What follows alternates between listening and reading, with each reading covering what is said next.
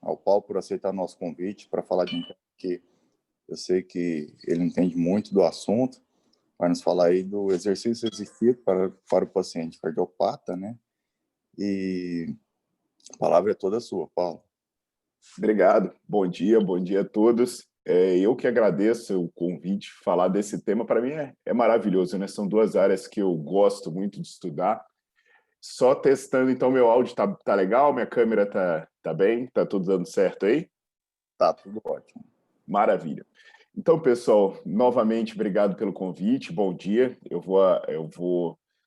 Não vou me tomar muito tempo, né, nessa apresentação, só para entender que hoje o que eu faço essencialmente é pesquisar e também, obviamente, né, prescrever esse tipo de intervenção para esse público que a gente vai conversar. Eu sou bolsista produtividade pelo CNPq e professor aqui nos cursos de pós-graduação da UFG, de Educação Física, de mestrado, e de Ciências da Saúde no mestrado e doutorado, e também sou pesquisador na Liga de Hipertensão Arterial. Então, essa dinâmica de pesquisa que eu venho conduzindo, ela está dando alguns frutos bem interessantes, né? Então, eu vou falar de duas áreas que me encantam. A primeira delas é treinamento resistido. Aqui vocês podem ver que dos meus 170 artigos publicados, uma boa parte é sobre treinamento resistido, que me coloca como um dos 15 maiores pesquisadores atualmente do mundo na área. E esse conhecimento está sendo usado lá no Hospital das Clínicas, com a nossa equipe de educação física, que trabalha em uma perspectiva multidisciplinar com pessoas de diferentes características, mas principalmente pacientes cardiopatas provenientes da Liga de Hipertensão Arterial. Então, a conversa começa, né, com a gente destacando a questão do exercício como um potencial remédio para a hipertensão arterial, e a gente identifica que a musculação ela produz efeitos similares ao aeróbio, que normalmente é a atividade de referência para essas pessoas. Vocês percebem o resultado de diferentes meta-análises e você vê a musculação e a aeróbio ficando muito próximas na redução de pressão arterial, e o isométrico, que depois a gente pode bater papo sobre isso, normalmente é o que traz os melhores benefícios. E aí tem um estudo interessante que foi publicado no ano passado no British Journal of Sports Medicine, que ele incluiu mais de quase 400 artigos que envolviam exercício, envolviam remédio, para saber a eficiência dessas intervenções em reduzir a pressão arterial. E ele verifica que quando se compara todos os grupos estudados, né, pessoas com pressão normal, pressão alta, hipertensos em geral, o remédio foi superior. Só que aí tem uma particularidade do exercício, que normalmente ele reduz a pressão de maneira dependente dos valores iniciais. Então, uma pessoa, quanto mais hipertensa uma pessoa, digamos assim, mais o exercício reduz a pressão arterial. E aí, quando a gente cai para a questão das pessoas hipertensas, o exercício e o medicamento eles começam a ter um efeito muito parecido. A gente tem aqui uma ilustração disso, né, que se a gente considerasse pessoas normotensas também nas análises, o exercício reduziria menos a pressão do que o remédio, mas se a gente considerar apenas pessoas hipertensas, o exercício e o remédio têm efeitos similares. Até aqui nenhuma novidade para a gente, né, porque, inclusive, a Sociedade Brasileira de Hipertensão ela sugere as mudanças comportamentais como tratamento inicial, né? E aí é de conhecimento de todos aqui, provavelmente. Agora, o que é legal a gente perceber é que a musculação, novamente a gente reforça aquele dado que eu mostrei anteriormente no slide, você verifica que a musculação ela não é diferente do aeróbio, e aí aqui eu queria chamar a atenção para uma coisa muito importante, é que às vezes a gente pensa que a pessoa que tem os maiores valores de pressão arterial seriam pessoas que teriam restrições, mas na verdade é o contrário. Se a gente pegar, por exemplo, apenas as pessoas que tinham mais de 150 milímetros de mercúrio iniciais de pressão arterial, você vê que para elas a combinação de aeróbio e musculação é a mais eficiente de todas. A gente tem aqui uma redução de pressão arterial maior do que se consegue com qualquer coisa. Então, normalmente, o público que costuma ter mais medo ou mais restrições para praticar exercício é o público que mais se beneficia. Inclusive, para eles, essa intervenção parece ser a melhor de todas, né? A combinação de aeróbio e de musculação. E a gente voltando para a musculação aqui, falando como uma terapia única, digamos assim, a gente tem uma meta-análise do McDonald's, que é de 2016, em que ela vai analisar um conjunto de 64 estudos. Dentro deles tinha 2.344 pessoas hipertensas, e a gente percebe novamente que mesmo a musculação sozinha, ela tem um efeito significativo na redução de pressão arterial, tanto sistólica quanto diastólica, e novamente, no hipertenso ela reduz mais, no pré-hipertenso um pouquinho menos, e no normotenso ela não reduz, porque às vezes tem gente com pressão baixa que tem medo, né, de exacerbar o sintoma. E aí tem um dado interessante, né, que em pessoas não brancas, é o dado que o estudo fala, a redução chega a ser elevadíssima. E aqui eu queria fazer um parênteses, que eu estudei genética no meu mestrado e doutorado, e aqui no Brasil, eu tenho um estudo publicado em 2011 sobre isso, que 72% das mulheres que tinham a pele branca, elas, na verdade, eram de ancestralidade africana. Então, se a gente pensar na grande predominância, na grande miscigenação da população brasileira, a gente vai ver que, para a nossa população, pode ser melhor ainda a atividade física, porque o efeito nessa população parece ser maior. Dando um exemplo prático, né, de um estudo que fez a inserção do treinamento resistido em pessoas hipertensas, esse estudo é brasileiro, do Grupo do Moraes. Ele pegou hipertensos de meia idade e o que ele fez inicialmente foi suspender a medicação dessas pessoas. Então, imagina, as pessoas estavam muito bem controladas, muito bem tratadas, e aí ele suspendeu a medicação. E o que aconteceu? Nessas semanas em que a medicação foi suspensa, eles voltaram a ser hipertensos, né? Se a gente dá uma olhadinha no gráfico, a suspensão da medicação ela levou a uma elevação de pressão arterial sistólica e também uma tendência de aumentar a pressão arterial diastólica. Então, essas pessoas, imagina, né, entraram no estudo e pensando, mas esse cara quer me matar, né? Tirou meu remédio, me fez voltar a ser hipertenso. E aí, nos 3 meses seguintes, essas pessoas passaram a praticar treinamento resistido. E o que aconteceu? Mesmo sem a reintrodução do medicamento, os valores de pressão arterial dela, eles permaneceram iguais ao que era quando elas estavam medicadas. Então, assim, a musculação realmente teve um efeito extremamente positivo. E o que foi interessante é que houve modificação na pressão, na composição corporal. Eles ganharam massa magra, eles perderam massa gorda, e a gente sabe que tem algumas adipocinas que influenciam na regulação da pressão, no sistema renina, angiotensina, aldosterona, e parece que por isso a redução de pressão arterial se tornou mais sustentável, mesmo após a interrupção da musculação. E aí a gente tem, então, uma questão importante que vem sendo usada, é que a maioria das pessoas, elas recebem orientação de fazer atividade aeróbica. Normalmente é aquela questão, né, genérica de faça 3 vezes por semana 50 minutos, 5 vezes por semana 30 minutos, aquela prescrição genérica que o Colégio Americano de Medicina Esportiva orienta. E esse grupo de pesquisadores, ele pegou idosas e falou, bem, o que aconteceria se a gente desse um tempero diferente nessa recomendação? Então, essas pessoas são idosas, eu divido elas em 3 grupos e acompanho essas pessoas por 9 meses. Eu tenho aí um grupo que não vai fazer nada, eu tenho um grupo que vai fazer as 3 sessões semanais de aeróbio, e aí eu tenho um grupo que vai substituir a sessão de segunda-feira de aeróbio por uma sessão de musculação. E o que ele percebeu? É que nesse acompanhamento de 9 meses, não houve nenhuma mudança para o grupo controle, não houve nenhuma mudança para o grupo que fez apenas o aeróbio. Agora, colocar a musculação na segunda-feira reduziu a quantidade de pessoas hipertensas, a prevalência aqui nesse grupo, de 68,8% para 18,8%. Reduziu a quantidade de pessoas dislipidêmicas de 43,8% para 12,5%. Idosos com 0 fatores de risco subiu de 25% para 68,8%. Idosos com 2 ou mais fatores de risco cardiovascular caíram de 43,8% para 6,2%. Então, assim, colocar uma sessão de musculação fez uma diferença enorme nos fatores de risco cardiovasculares dessas pessoas.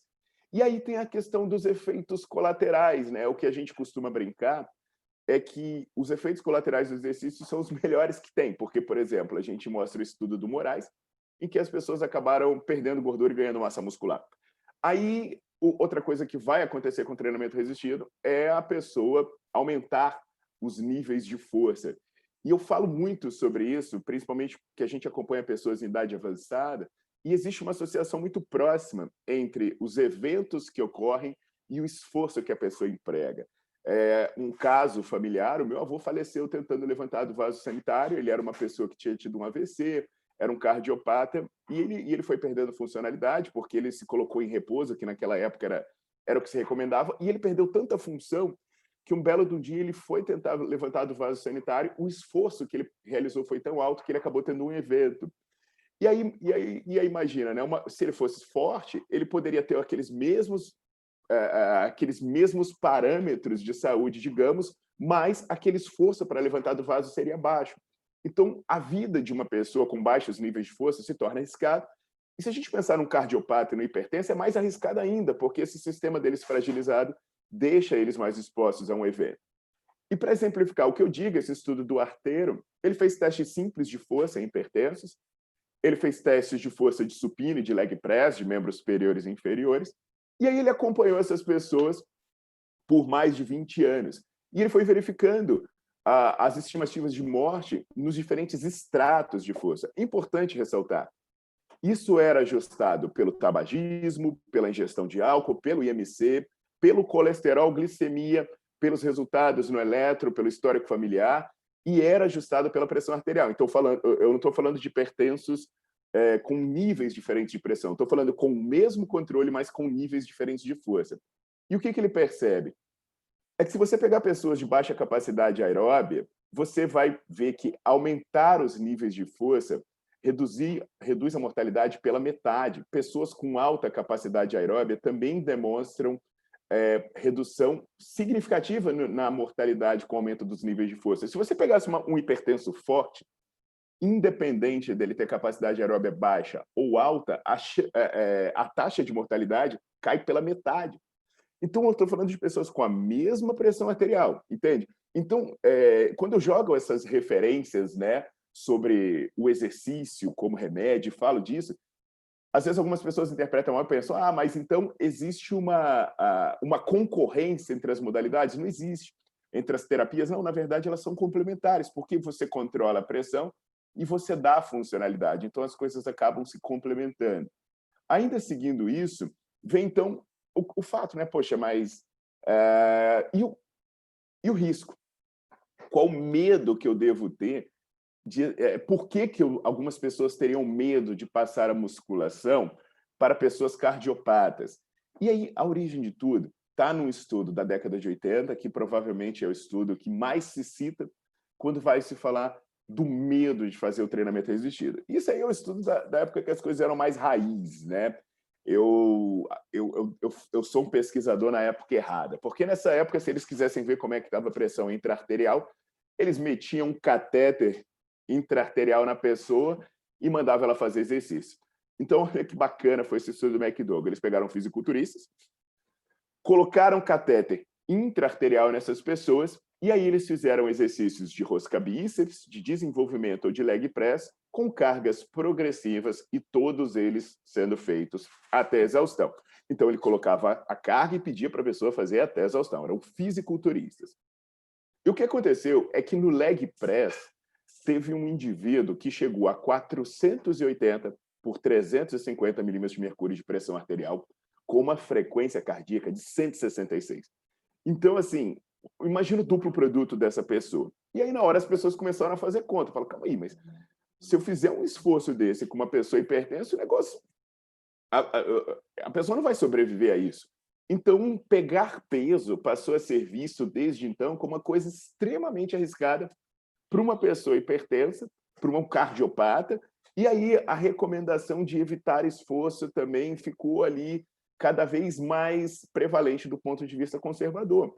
Só que, vamos pensar bem, será que isso se repetiu outras vezes?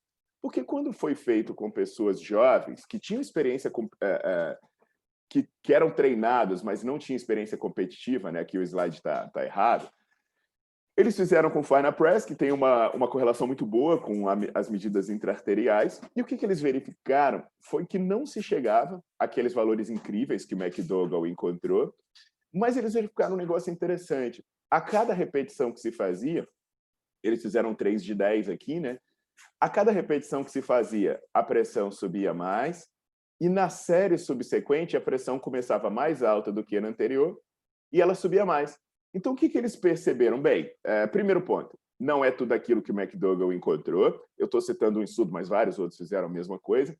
E existe uma associação com a quantidade de séries e repetições que se faz. Isso talvez explique um paradoxo, que lá no Instituto Cooper de Pesquisas Aeróbias, eles fizeram testes de força em mais de 6 mil pessoas, a maioria delas com fatores de risco, e fizeram testes de uma repetição máxima, fizeram teste de dinamometria isocinética, teste de abdominal, e ninguém teve evento. E a gente sabe que se a gente fizer testes de capacidade aeróbica máxima, testes progressivos na esteira, eu tenho que ter lá um cardiologista por perto, alguém, porque o risco é alto. Então, como é que explica, né? 10 anos antes, um cara tinha visto que existia elevações gigantescas de pressão arterial, e de repente eu faço com milhares de pessoas e eu não reporto nenhum tipo de evento. A resposta pode estar no controle de variáveis, porque se você observar o que houve no estudo do McDougall, foram séries máximas e séries com várias repetições. Para ter ideia, com 95% da carga no leg press, 95% da carga máxima, tinha gente que passava das 15 repetições. E aí o Fleck resolveu fazer um método muito parecido com o que o McDougall fez.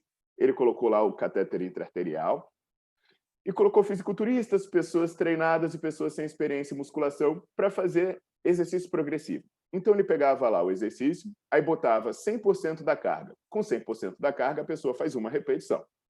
Aí ele reduzia para 90%. Aí ela faz 2, 3, sempre máxima. Aí ele ia reduzindo. E o que ele percebeu foi que à medida que você diminuía a carga no exercício, a pessoa conseguia fazer mais repetições e a pressão arterial dela aumentava. Então ele percebeu que quando a gente chegava na carga moderada para baixa, era onde a pressão mais aumentava. E a frequência cardíaca mostrava uma dinâmica mais parecida ainda, né? mais precisa ainda. Opa, então o problema pode não ser a carga. O problema pode ser também a quantidade de repetições que eu faço. Então, de repente, treinar com carga leve, de modo a me permitir fazer mais repetições, é mais perigoso do que treinar com carga alta. Isso explica por que o estudo do McDougall foi aquele assombro, porque as pessoas faziam uma grande quantidade de repetições até a fadiga. Isso explica também porque no estudo do Gottschall, a cada repetição e a cada série a frequência subia mais, porque a duração do esforço parece sim ser perigosa. E isso explica porque, em 1995, aquele estudo reportou que ninguém teve evento quando fez uma repetição máxima. E aí a gente pega um estudo com pessoas de 70, 80 anos, e aí o que ele fez? Ele fez uma série, né, que aqui, conservadoramente, é o que a gente começa a fazer. A gente pega uma pessoa e pega uma carga leve e diz assim, olha, faz 15 repetições, mas não chega até a fadiga. Mas o que a gente tem medo? De falar para a pessoa, faz um esforço máximo. Aí o que o Lovell fez? Ele pegou pessoas de 70, 80 anos e falou, vamos ver então se o negócio é realmente a carga ou é a repetição.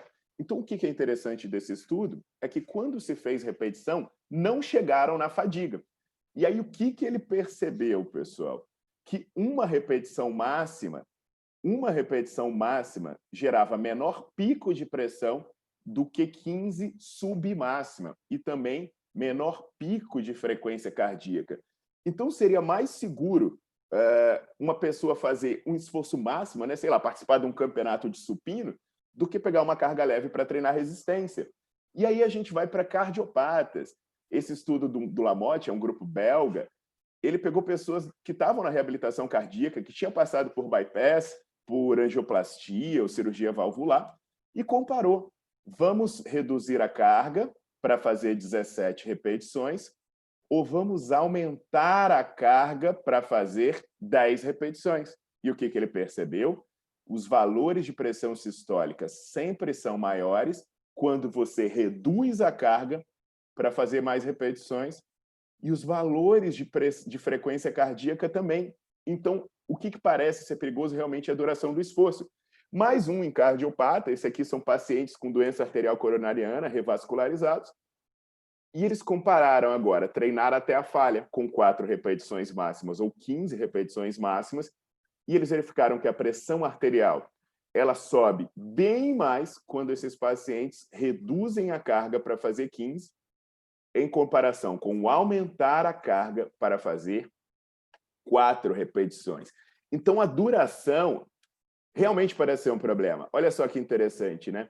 Se eu pegasse a pressão arterial e a frequência cardíaca dessas pessoas na quarta repetição, tanto de quem treinou com carga alta quanto quem treinou com carga baixa, vocês veem que ela fica muito parecida. Então, mesmo que a carga esteja leve, lá na quarta repetição a pressão arterial se comporta de uma maneira parecida. Então, continuar fazendo essas repetições parece não ser uma boa ideia do ponto de vista de risco. Então, seria mais interessante aumentar a carga para ele encerrar logo em poucas repetições. E aí o nosso grupo, esse aqui é o meu aluno de mestrado, o Arthur Vale, é o estudo que a gente fez com os colegas da Liga, o Paulo Jardim e o Thiago Jardim estão nessa. O que a gente fez? A gente pegou hipertensas e colocou para fazer 6 repetições com carga alta, 15 repetições com a carga baixa ou passar 20 minutos sentadas. A gente fez uma avaliação de modulação autonômica. Assim que terminasse o exercício e depois 1 hora e 24 horas depois. Se a gente observar o que aconteceu com a modulação simpática, a gente percebe que 15 repetições levou a um aumento da ativação simpática, que permaneceu alta 1 hora depois do exercício e tinha uma tendência de continuar alta por até 24 horas, enquanto fazer 6 repetições máximas ficou muito parecido com ficar 20 minutos sentado. Então, não é apenas durante o exercício. Assim que termina o exercício, quem pega carga leve para fazer muitas repetições continua com uma estimulação simpática alta e uma redução da modulação parasimpática. Então, olha que interessante, né? O treinamento resistido, ele pode ser seguro. Agora, a perspectiva que a gente achava que era a mais segura de todas, na verdade, é a mais perigosa, que é reduzir a carga para fazer mais repetição. Porque a continuidade, a duração do esforço parece ser um problema. Esse estudo aqui que eu tenho publicado em 2007 é um estudo relativamente antigo, mas é só para dar um exemplo do problema da continuidade. O que a gente fez? A gente colocou essas mulheres para fazerem 10 repetições, só que ou elas faziam as 10 repetições direto, ou elas faziam 5, largavam o peso por 5 segundos e depois fazia mais 5, ou elas faziam 5, largavam o peso por 10 segundos e depois fazia mais 5. O que a gente percebeu? Que o duplo produto reduz com a pausa em todas as séries. Então, a continuidade parece ser um problema. Tem vários outros estudos que testaram essa questão da continuidade e outra questão são os estudos que testaram a quantidade de músculo envolvido. Por exemplo, eu não falei, né, mas em vários slides anteriores estavam falando que quanto mais músculo envolvido, mais a pressão sobe. Eu não falei anteriormente para não dar o spoiler, mas eu boto aqui esse estudo que mediu isso. Eles compararam fazer levantamento terra, aquele deadlift, extensão de joelhos ou preensão manual, e aí o que eles verificaram? Que quanto mais músculo envolvido, mais sobe a frequência cardíaca, mais sobe a pressão arterial. Então, nesse ponto, talvez haja uma questão, né, uma reflexão que é assim, caramba, mas se a continuidade do esforço parece ser problemática, a quantidade de músculos envolvidos parece ser problemática. Cara, de repente, o aeróbio, ele não é mais seguro do que a musculação, porque ele tem uma grande quantidade de músculos envolvidos e um trabalho de duração relativamente longa. E aí, né, tem esse estudo do Levinger, que pegou pessoas com insuficiência cardíaca, a fração de ejeção dele estava 34,7, e ele fez um teste incremental de Balk, ele botou a velocidade constante, foi aumentando a inclinação, e ele verificou os parâmetros de pressão arterial e frequência cardíaca a 80% da conclusão do teste e na conclusão do teste. E comparou isso com fazer um teste de carga máxima, em botar a pessoa para pegar o máximo de carga possível. No supino, leg press, puxada, tríceps, extensora, remada e bíceps. Então, o que aconteceu? No teste de Balk, olha os valores finais de frequência e pressão duplo produto, a 80% da conclusão do teste de Balk, e olha com um RM. Então, nesses cardiopatas com insuficiência cardíaca, você vê que o duplo produto era bem menor, era quase 40% maior num teste incremental do que para fazer um esforço máximo de força. Tem esse estudo esse nome já começa a ser complicado, né? Mas o que é legal dele? Ela pega a pessoa com insuficiência cardíaca, fração de ejeção de 35%, pessoas com doença arterial coronariana e controle. Eles pegaram essas pessoas e botaram para fazer um aeróbio de intensidade baixa, pessoal. O limiar ventilatório é uma intensidade que a pessoa consegue manter aí por horas. Mas eles fizeram 12 minutos de bicicleta a 90% dessa intensidade. Fizeram a musculação, também não foi muito intensa, 10 repetições a 60%, 70% de um RM. E o que aconteceu? Um quarto dos pacientes com insuficiência cardíaca passaram mal durante o aeróbio. E aí, se você olhar os valores de frequência cardíaca, de pressão arterial sistólica e diastólica, você vê que fica ali muito próximos, com uma tendência de ser maior para o ciclismo, em comparação com todos os exercícios de musculação. Inclusive, esse estudo fala duas coisas interessantes. Uma delas é que, como ele fez desenvolvimento, que o peso está acima da cabeça, ele confirma o que vários estudos falam, que não é perigoso essa questão de levantar o peso acima da cabeça, que você vê que o desenvolvimento não tem nada anormal aí. E outra coisa, ele fala que essa pressão de pulso também é um indício que os exercícios resistidos, eles fornecem uma maior segurança em comparação ao aeróbio pela menor diferença entre a sistólica e diastólica, sugerindo uma melhor perfusão de sangue para o miocárdio. Então, a gente vai lá para a história e resgata, por exemplo, estudos da década de 90, com pessoas com insuficiência cardíaca secundária, cardiopatia isquêmica, comparando, né, fazer 5 minutos de aeróbio a 70% do pico de potência. Gente, 70% do pico de potência dá para ficar muito tempo fazendo, não digo 1 hora, mas uma meia hora aí daria. E musculação, 2 séries de 10 repetições a 70% de um RM. E você vê a pressão sistólica na musculação e no aeróbio, a pressão diastólica na musculação e no aeróbio, e a frequência cardíaca.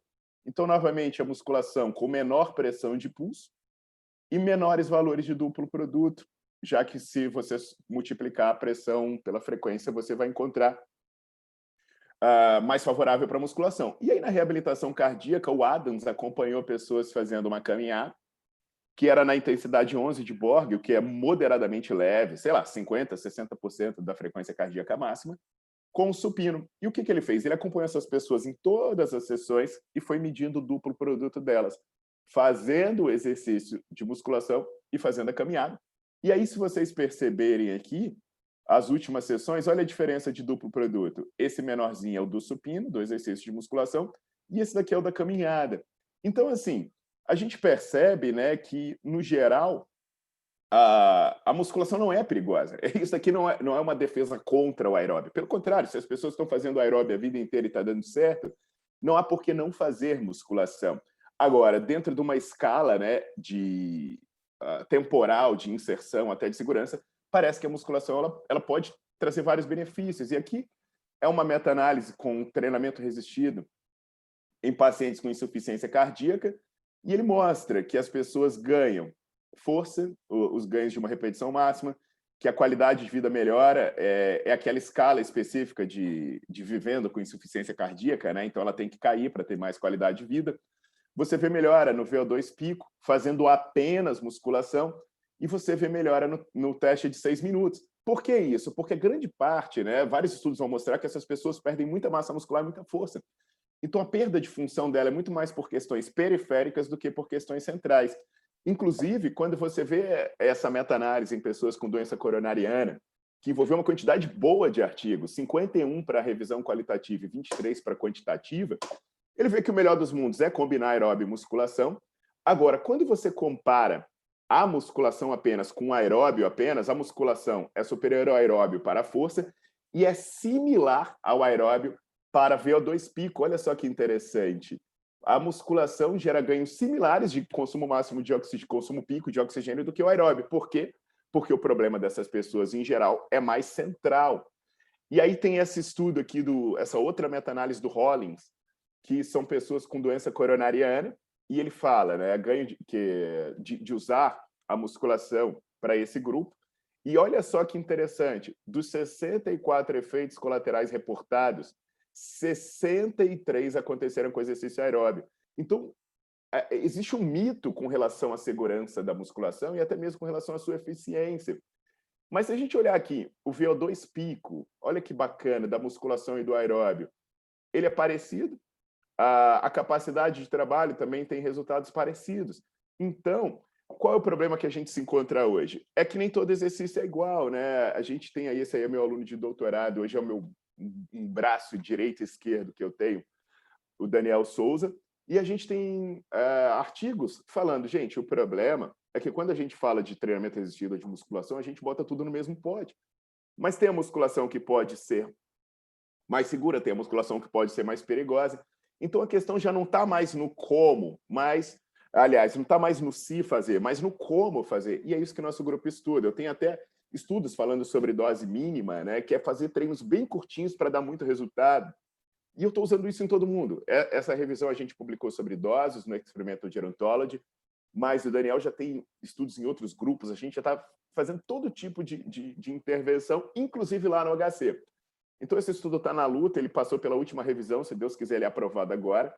A Camila Seguro, minha aluna de mestrado, ela encabeçou essa história, e a gente fez um estudo de prova de conceito, na verdade, né? A gente deu uma carteirada aí para forçar a barra, porque a gente queria dizer para as pessoas assim, olha, eu não tenho grupo controle, não tenho nada, mas eu quero contar a história do que está acontecendo aqui no hospital. Então, a gente encaixou dentro de uma prova de conceito para dizer, usar treinamento de esforço alto dentro do hospital é viável nesse trabalho multidisciplinar. Então, a gente pegou, eram 15 pacientes, e aí a gente fez um treinamento com dose mínima, 4 exercícios. E eles começavam a pegar muita carga para fazer pouca repetição. Aí eram 2 semanas para ensinar o exercício e depois pancada. Então, percebe, o treino deles durava 15 a 20 minutos. E se você olhar as medicações, né, os colegas médicos, eles começaram a rever a medicação de vários pacientes, então você percebe que a exceção da simvastatina e o ácido acetil salicílico, que normalmente não vão mudar mesmo, a maior parte dos medicamentos teve mudança. Você vê 15 pacientes tomavam 2 comprimidos de losartana, 10 passaram a tomar 1.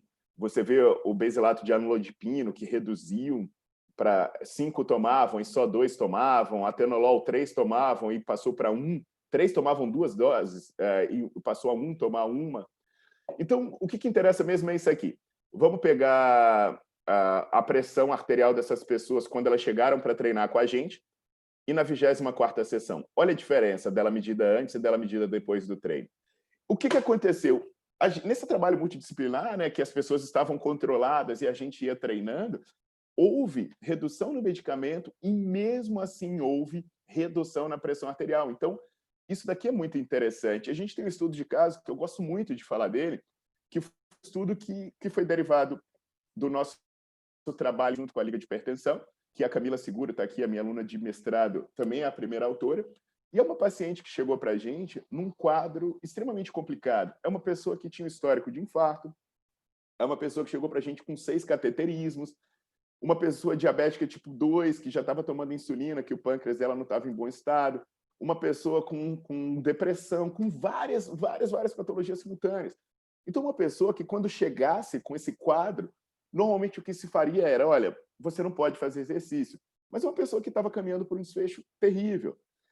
Então, quando a gente recebeu essa pessoa, a gente pensou, bem, ela veio encaminhada pelos colegas médicos, então o que a gente vai fazer? É pedir um teste, né? Um teste de esforço para ver o que é seguro trabalhar com essa mulher.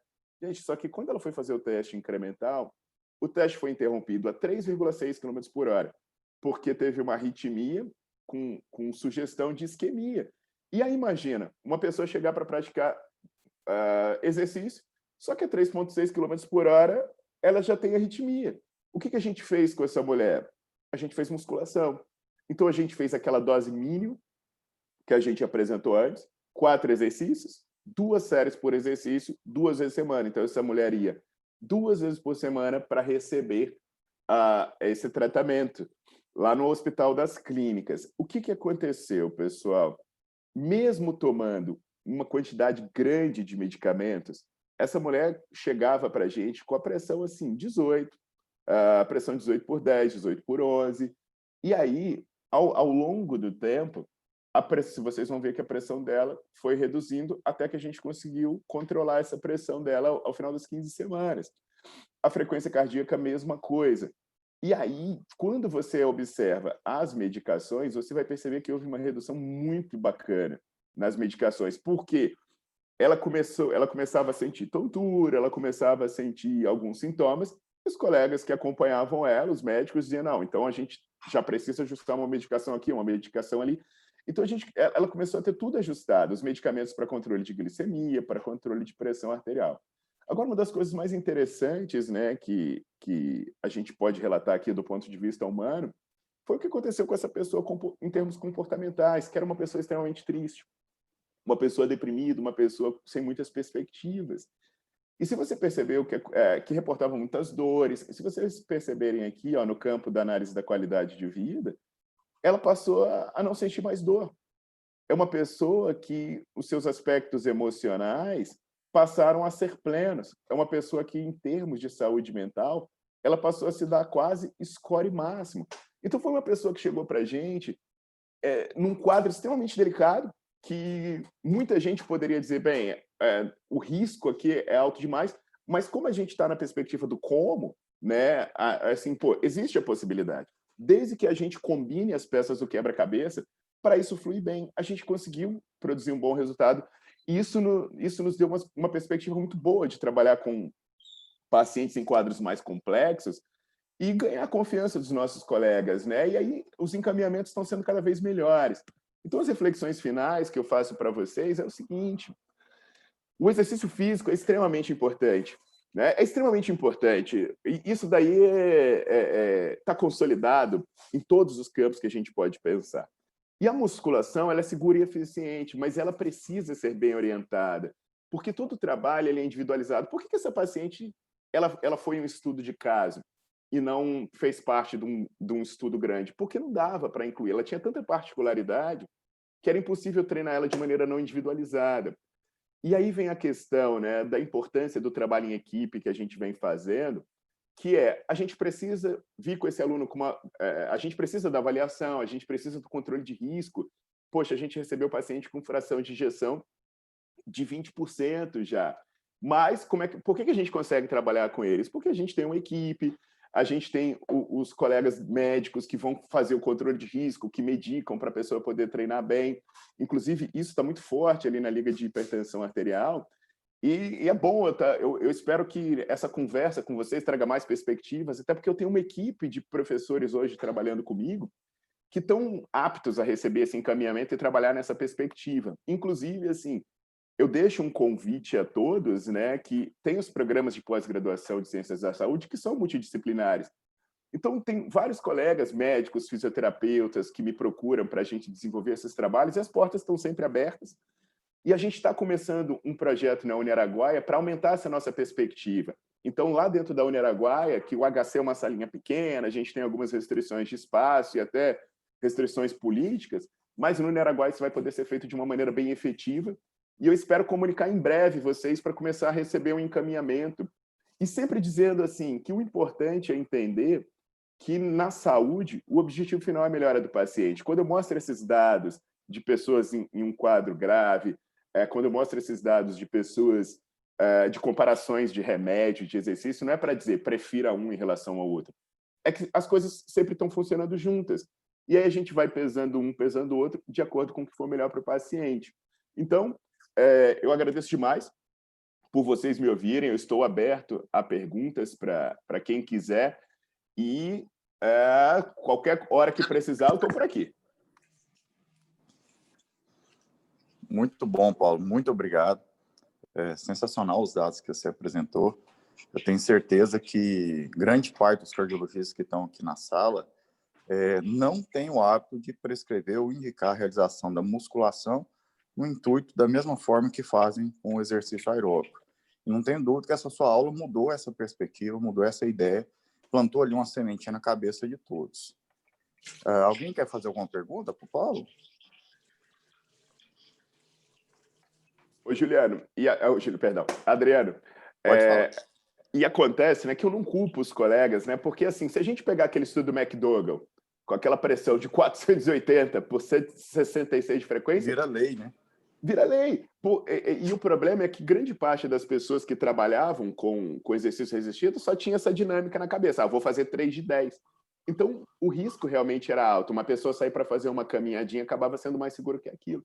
Mas quando a gente controla bem, é bem mais seguro, né? A musculação até do que a caminhada desorientada, porque se a pessoa sai para andar e a gente tem umas análises interessantes até para relatar aos colegas, que a gente tem um trabalho, a gente até ganhou o prêmio no DERC agora, que a gente pegou uma galera que estava na fila da liga de hipertensão, cardiopata pesado, assim.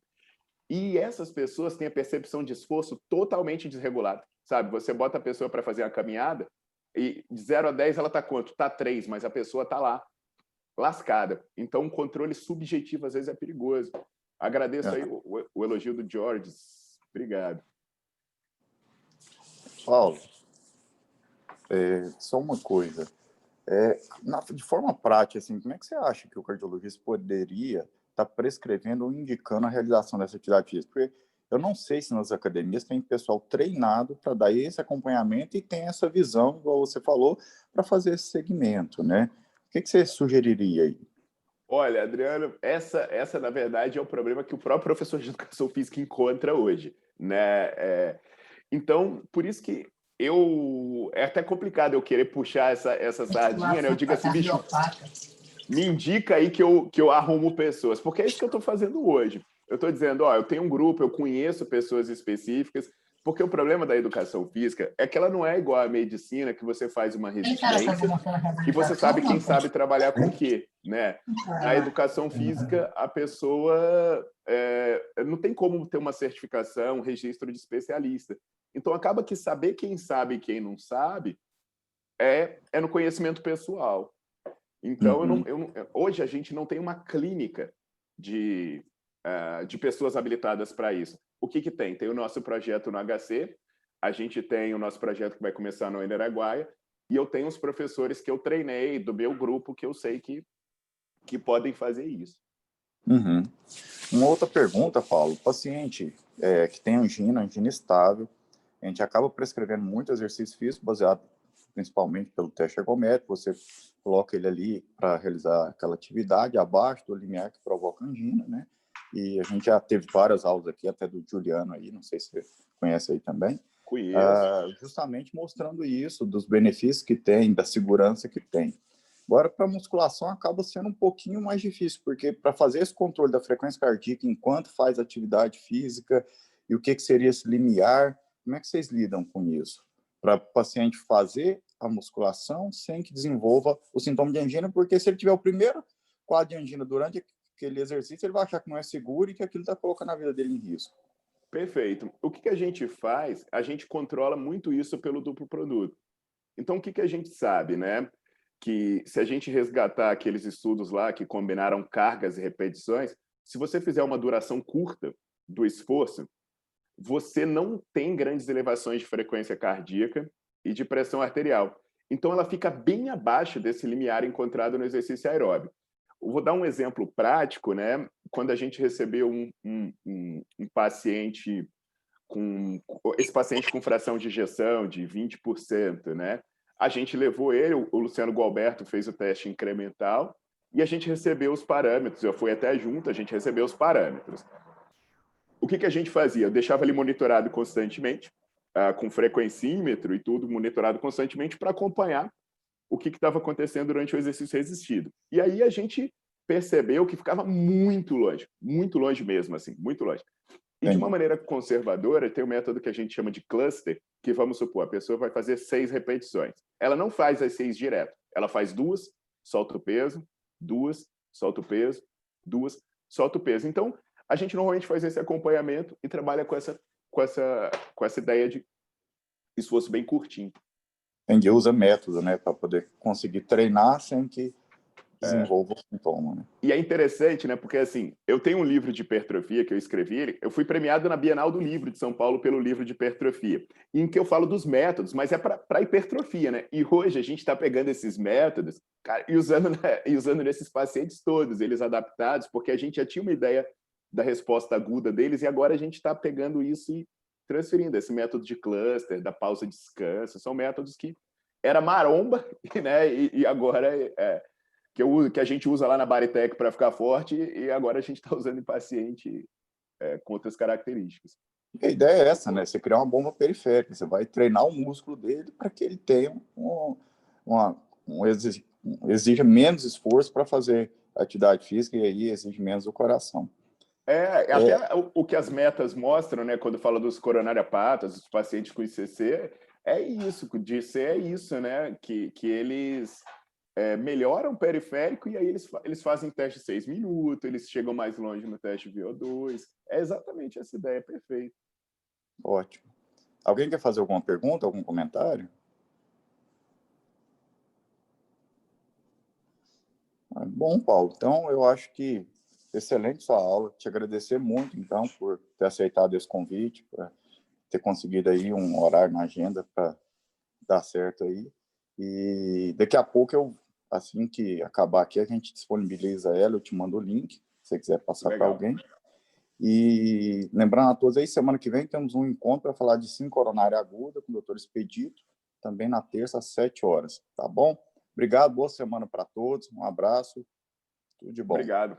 Obrigado, pessoal. Boa semana. E quem quiser entrar nessa área, pesquisar com a gente, trabalhar com a gente, as portas estão abertas, tá bom? São todos muito bem-vindos. Obrigado. Show. Valeu.